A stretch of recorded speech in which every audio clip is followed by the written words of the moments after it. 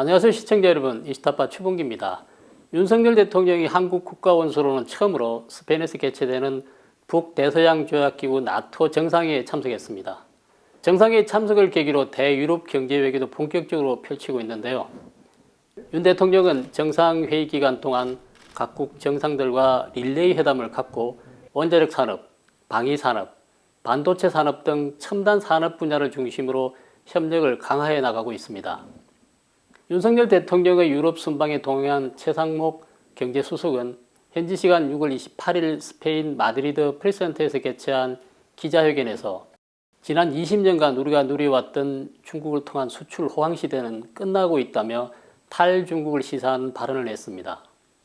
이어서 윤석열 대통령의 나토 정상회의 참석은 경제 외교 측면에서 아주 중요한 의미를 지닌다고 했고, 또 우리는 중국의 대안시장이 필요하고 다변화가 절실한 실정이다라는 입장도 밝혔습니다. 놀랍습니다. 그동안 우리나라의 대외 경제 정책의 일대 대전환이 시작된 느낌을 받았는데요. 특히 중국을 꼭 집어서 탈중국해야 한다는 입장을 밝혔습니다. 중국에 대한 경제적 의존도를 줄이고 수출입을 다변화하는 등 대외 경제 리스크를 최소화하는 정책은 우리의 생존을 위해 전략적으로 꼭 필요한 정책이죠. 최 경제수석은 또 이번 스페인 순방의 의미도 경제 방점이 찍혔다고 그 의미를 부여했습니다. 그 연장선상에서 왜 오늘날 유럽인가 라는 화두도 던졌는데요.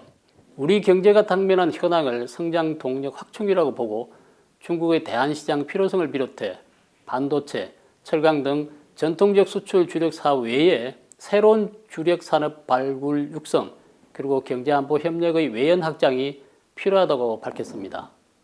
유럽 시장은 전 세계에서 미국 다음으로 큰 시장이죠. 그리고 유럽 시장은 미국과 함께 미래 산업과 트렌드를 선도하고 있고, 유럽과 우리 산업 구조는 상호 보완적으로 그동안 발전을 해오고 있습니다. 이러한 측면에서 유럽 시장은 우리에게 아주 유용하죠.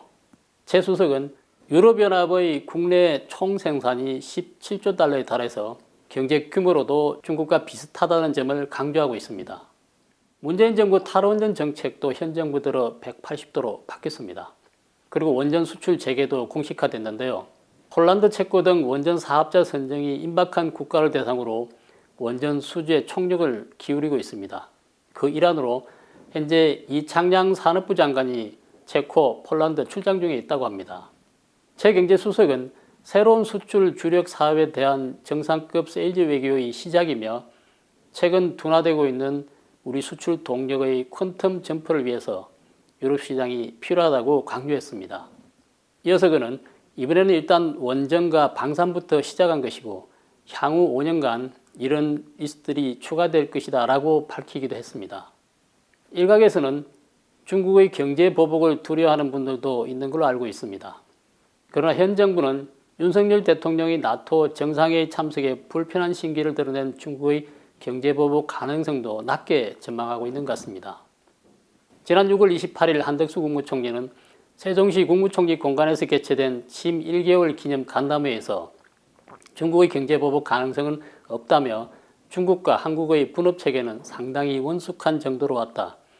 그리고 수출의 25%를 중국에 의존하지만 그 품목들이 중국의 불만으로 인해 영향을 적극적으로 받을 것으로 보지 않는다는 견해를 밝히기도 했습니다. 그리고 한 총리는 이어서 국제적인 연합체를 갖고 우리가 당연히 할 수 있는 일을 했을 때 중국이 보이는 언짢은 반응이 우리가 독자적 행동을 해서 기분 나빠할 때에 비해 훨씬 합리적이다라는 견해를 밝히기도 했습니다. 다음은 중국에 진출해 있는 우리 기업들 사정을 알아보도록 하겠는데요. 중국이 제로 코로나 정책을 실시하면서 중국에 진출해 있는 우리 기업들이 많은 어려움을 겪고 있다고 합니다. 중국의 이른바 제로 코로나 정책으로 인해 중국에 진출한 한국 기업 10곳 중 9곳이 피해를 입은 것으로 나타났는데요. 한국무역협회 중국 상하이 지부는 중국에 진출해 있는 한국 기업 177개사를 대상으로 중국 정부의 고강도 방역 정책으로 인한 피해 상황에 대한 설문조사를 실시했다고 합니다. 지난 6월 27일 발표한 조사 결과에 따르면 응답 기업의 88.1%가 기업 경영에 피해 또는 부정적 영향을 받았다는 답변을 했다고 밝혔습니다. 10곳 중 9곳이 피해를 입거나 부정적인 영향을 받았다고 하는데요. 아주 심각한 수준입니다. 그리고 2022년 상반기 매출이 감소했다고 응답한 기업이 97.4%라고 합니다. 작년 동기간 대비해서 매출 감소율이 50%가 넘는 기업이 31.4%로 나타났는데요. 더욱 우려되는 점은 응답 기업의 95.5%가 매출액 감소가 2022년 하반기까지도 이어질 것으로 전망했다는 점입니다. 이런 상황 하에서는 투자, 고용 부분도 시간이 지날수록 피해가 더 커질 것으로 전망이 됩니다. 중국 진출 기업들도 탈중국을 진지하게 고민해봐야 할 시점이 아닌가 생각이 되는데요. 제로 코로나 정책으로 인한 한국 기업의 애로사항은 이동 제한, 영업 마케팅 활동 제한, 그리고 물류 공급망 차질 순으로 나타났다고 합니다. 그리고 봉쇄령이 해제돼도 업무 정상화 정도는 50% 이하라고 응답한 기업이 41.5%였다고 하죠. 또 보고서는 중국 당국이 상하이시 봉쇄 해제 이후에도 대면 고객 서비스를 제한하고 있어 업무 정상화까지는 다소 시일이 걸릴 것으로 예상했습니다. 상하이 봉쇄 조치 등은 한국 기업들의 중국 내 사업 전망에도 부정적인 영향을 끼친 것으로 나타났는데요. 설문조사 결과 응답 기업의 절반이 넘는 55.3%가 중국 내 사업을 축소하거나 중단, 철수, 이전 등을 고민하고 있는 것으로 나타났습니다.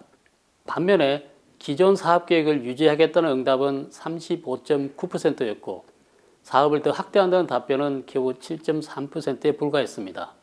중국 진출 한국 기업들은 중국 정부에 대해 방역 정책 예측 가능성 제고와 보조금 지급, 그리고 세금 감면과 임대료 할인 등을 지원해 주기를 바라는 것으로 나타났습니다. 신선영 한국무역협회 상하이 지부장은 한중 양국 경제 교류 활성화를 위해 우리 정부와 유관기관은 현지 한국 기업의 피해 상황을 중국 정부에 알리고 피해에 대한 지원을 촉구할 필요가 있다면서 중국 내 외자 기업들이 공동으로 해당 문제에 대응하는 것도 좋은 방안이다라고 밝혔다고 합니다. 윤석열 정부의 탈중국 및 다변화 정책과 맞물려 중국에 진출해 있는 우리 기업들도 탈중국 러시를 이룰지 좀 더 지켜봐야 할 것 같습니다. 오늘 방송은 여기서 마치도록 하겠습니다. 구독, 댓글, 좋아요 누르시고 지인들과 공유해 주시기 바랍니다. 감사합니다.